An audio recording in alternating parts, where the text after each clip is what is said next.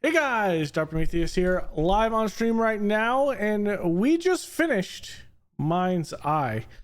I want to say we're not going to get into the whole thing with the devs, any of that stuff. We're going to talk about the game and what I thought about it.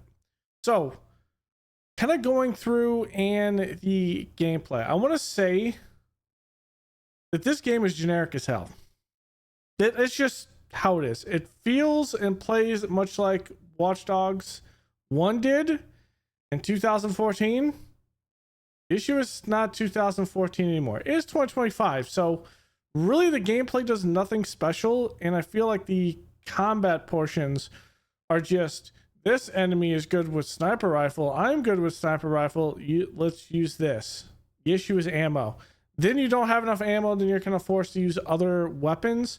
There is like one weapon where you get, but you don't really get to play with it the entire time, even though it's in, like, after a cutscene you'll get it, but then you don't get to play with it in the next portion because it's not in your scroll wheel. Like, that aspect is really weird, and it's technically like the best weapon in the game, which I thought was extremely strange. That was the idea to go with, was have a weapon that you could play with at certain times. That's like, it's not the best weapon because there's like a rocket launcher with unlimited ammo because it's an energy weapon type deal that you just use the entire ending because you can kill everything and everyone with it. But this one pistol, when you get it, you don't have that other one, but you're not able to play with it all the time. Weird decision. There's also some quirks in it to where, obviously many people will say this is an open world game. It's not an open world game. It is a linear game set in a sandbox open world. To kind of fill the open world, you have things that go on around you, but really it's a linear game. You can't go 50 to 100 meters outside of your actual pathway, or else it is a mission fail and it restarts you back through. So really the sandbox portion is stuff after launch and future stuff that they want to add. At the end of the day, I don't really care about a free roam, so it is what it is. I just play the story. But I think that adds the fact that it's not a police system, because if there was a police system in it, you'd have to make it a sandbox open world, and there's no reason not to do it, because I feel like you're all over the map in the course of the game. So it's not like there's any portions that you shouldn't be able to go in, but it's just a weird thing to go with. It functions to function. Honestly, if you remove the driving away, because really the driving is just a dialogue portion to allow either person one to talk to you or person one to talk to you, to type in person two, and you have it back and forth like that. There's not really, I mean, the driving, if you cut it out and just had a cutscene with person A, person B talking to each other, you wouldn't miss anything. So it's just a monotonous thing. It's not really a loading screen or anything like that. It's a monotonous thing to allow characters dialogue and present the story. It's a way to do it, but I mean, it's generic, because at the end of the day, it's not like you're exploring anything. You're literally going from point A to point B, and it's a very generic way to do things. There's a couple of things also with the game. Without having a police system and having a linear story, you can't have a police system. If you had a police system, you would end up actually getting pushed by the police out of your range, and you would fail the mission constantly. So really, it's a tug and pull type deal. Honestly, I would just let people take their own route to a facility. I mean, I don't see the reason why, and then just add the police facility.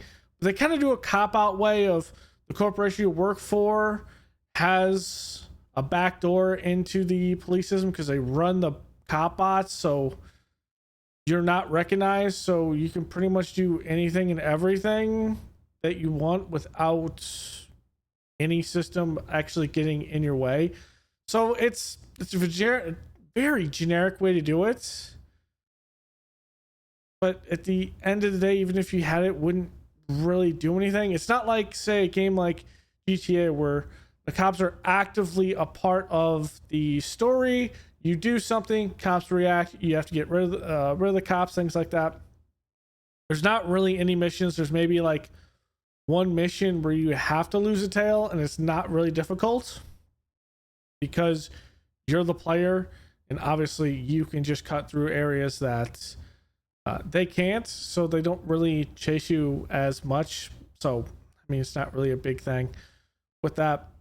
Another weird thing is when you're in the vehicles and you have ammo, you just have unlimited ammo and you never have to reload. I'm kind of mixed on that because you can kind of just sit there and fire and get through the entire sequence fast and easy. At the end of the day, though, it would just be better not to have the sequences. It's weird. And then kind of goes into the weird things with UE5. Now, Lumen isn't an issue in this game at some points. I know I've had issues with it, with the static lighting, particularly for the sun in a lot of games, so you have to tone it down.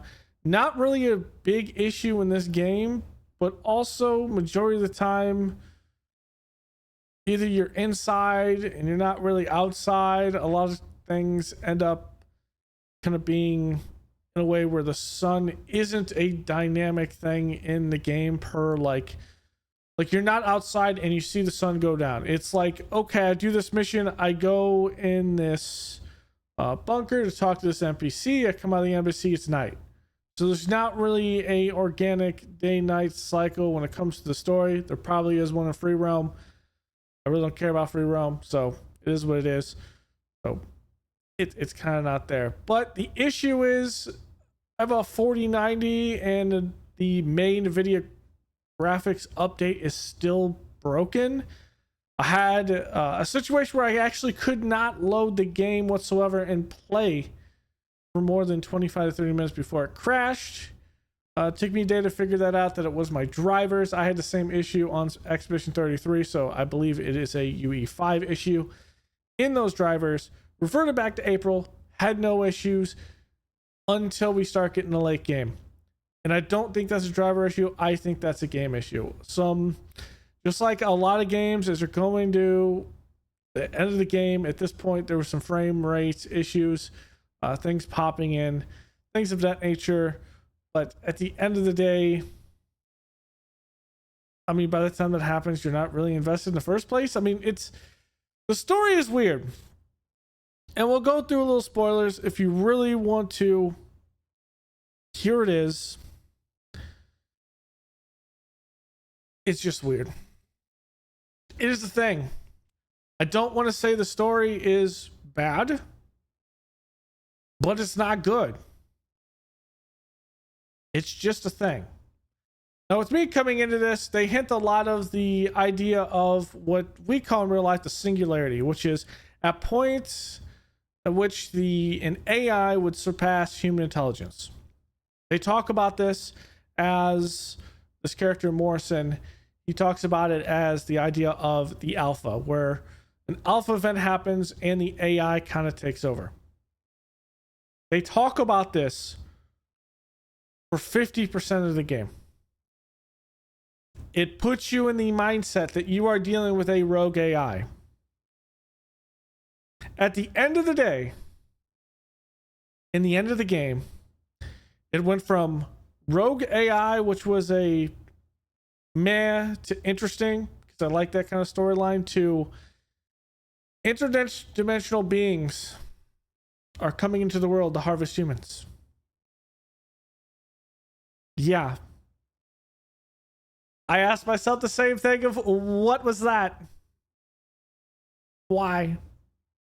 If they would have went with the whole idea of rogue AI, or maybe if anyone's seen the Person of Interest, good show, a couple of seasons are about two AIs that are duking it out, or say an AI brings the end of the world, so you have a version of a Terminator idea, that's cool. But to go from alpha event AI to beings from an alternate dimension portal type deal. Was someone on drugs when they wrote this? Because this is just bad. It is not good. The first 50% of the game is okay. The end part of the story is just not good. It's just not good. If I had to give it a number, 10 being the best, 10 being comparable to Expedition 33 this year, to 0, a game that doesn't work, give it a 5. That's not great. It's a thing. So yeah, I would say if you're looking for this, I'd wait till it comes on sale. Because yeah, it is a thing. Campaign's about 15 to 20 hours. I mean, yeah, there's not much more to talk about. So I'm gonna wrap this up. Just know we stream typically every weekday, a couple of days in a weekend here and there on YouTube, Rumble, Twitch, and now Kick. So I want to thank everyone coming out, and I will see you guys in the next game. I don't know what it's going to be, but yeah, thanks for hanging out.